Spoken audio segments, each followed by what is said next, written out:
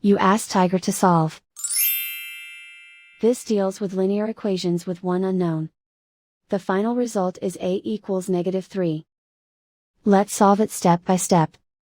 Group all a terms on the left side of the equation. Subtract 2a from both sides. Simplify the arithmetic. Group like terms.